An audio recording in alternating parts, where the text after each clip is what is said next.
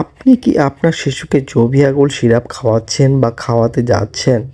জানেন কি vitamin syrup হলে ভুলভাবে খাওয়ালে পেটের সমস্যা, বমি বা অ্যালার্জি হতে পারে। আজ ভিডিওতে বলবো জোভিয়াগুল সিরাপের পার্শ্ব প্রতিক্রিয়া, কখন খাওয়াবেন না আর কোন ভুলটা সবাই করে। কমেন্টে লিখুন আপনি বা আপনার বাচ্চা এই সিরাপ খেয়েছেন কিনা।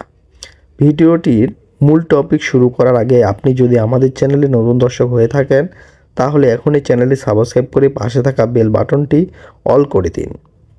এখন জানুন জোভিয়াগুল সিরাপ কী। জোভিয়াগুল সিরাপ হলো একটি মাল্টিভিটামিন ও মাল্টিমিনারেল সিরাপ। এতে থাকে এ থেকে জেড পর্যন্ত ভিটামিন ও প্রয়োজনীয় মিনারেল। জোভিয়াগুল সিরাপের কাজ কী? শরীরে ভিটামিনের ঘাটতি পূরণ করে, দুর্বলতা ও ক্লান্তি কমাতে সাহায্য করে, শিশুদের বৃদ্ধি ও ক্ষুধা বাড়াতে সাহায্য করে, অসুস্থতার পরে শরীর শক্তিশালী করতে সাহায্য করে। জোভিয়াগুল সিরাপের পার্শ্ব প্রতিক্রিয়া কী?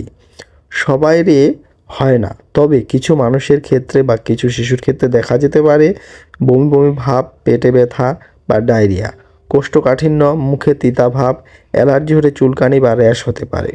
এই লক্ষণগুলো বেশি হলে অবশ্যই ডাক্তারের সাথে কথা বলবেন। গুরুত্বপূর্ণ সতর্কতা, এটা সবাই জানে না।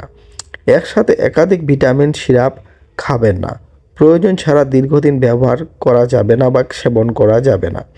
কিডনি বা লিভারের সমস্যা থাকলে আগে ডাক্তারের পরামর্শ নিন। শিশুদের ক্ষেত্রে নিজে নিজে ডোজ বাড়াবেন না। খাওয়ার পর সমস্যা হলে বন্ধ করে দিন। শিশুদের ক্ষেত্রে বিশেষ সতর্কতা হলো, শিশুদের জন্য ডোজ খুব গুরুত্বপূর্ণ। ভুল ডোজ দিলে পেট খারাপ বা বমি হতে পারে। সব সময় বয়স অনুযায়ী ও ডাক্তারের পরামর্শ অনুযায়ী এটি সেবন করাতে হবে। কখন জোভিয়াগুল সিরাপ খাওয়াবেন না? যখন ভিটামিনে অ্যালার্জি থাকে তখন খাওয়াবেন না। আগে খেয়ে মারাত্মক রিয়াকশন হলে এটি খাওয়াবেন না। ডাক্তার নিষেধ করলে এটি খাওয়া যাবে না। অনেকেই মনে করেন ভিটামিন মানে যত বেশি তত ভালো, কিন্তু অতিরিক্ত ভিটামিন শরীরে ক্ষতি করতে পারে।